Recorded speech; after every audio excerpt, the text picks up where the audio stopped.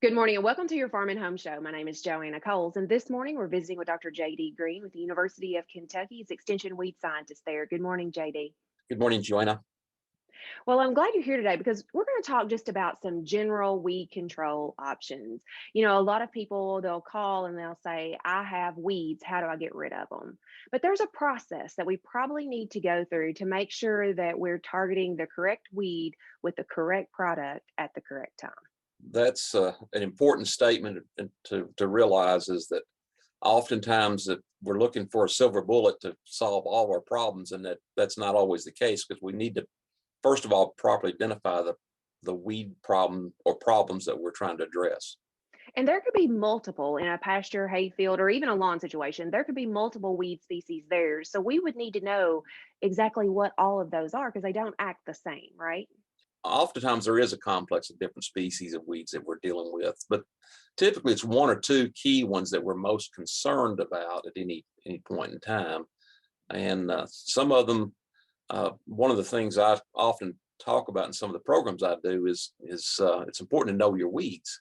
Well, most of the general public is not going to know all the different plants that we call weedy species, but it's important to at least get some help or assistance in identifying those plants, um, particularly in those earlier growth stages, not necessarily whenever they're full flowering mode or reproductive mode, but when we try to target to control these species, it's helpful to know what those plants are in their earlier growth and development stages.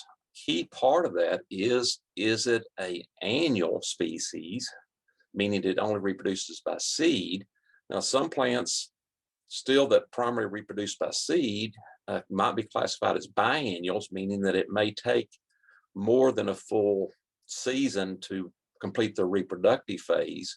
That although that term's a little bit misleading, I think for some of the plants that we see in Kentucky, things like the poison hemlock and the musk or nodding thistle, those are classified as biennial plants, but oftentimes when they germinate early enough in the fall, they have enough ability to build up their root system and then go through their reproductive phase in the spring of the year.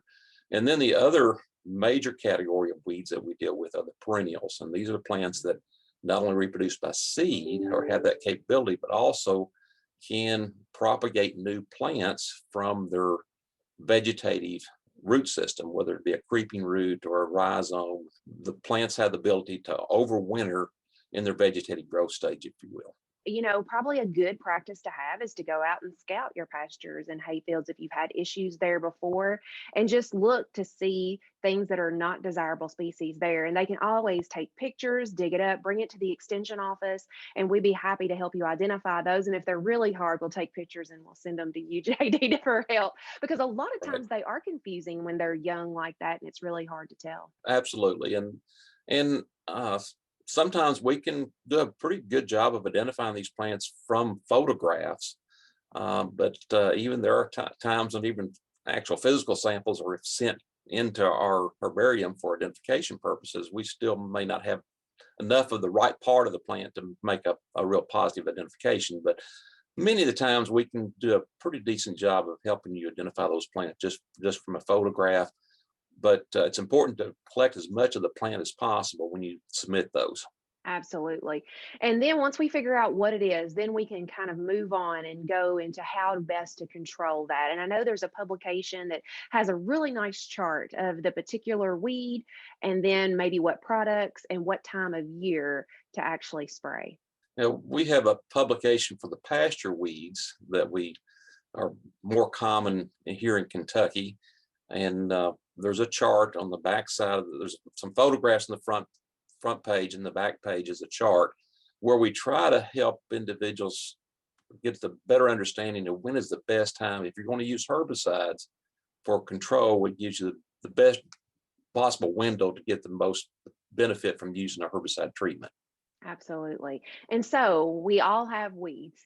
And if you need help, if they're out of control or if you have some that you're not for sure what to do with, make sure to contact your local extension office and we'd be happy to help. We'll sit down with you, identify that, and then work out the best plan for you and your farm. JD, appreciate you visiting with us and sharing that information. And if you have questions, make sure to contact your local extension office. Thanks for watching and have a great day.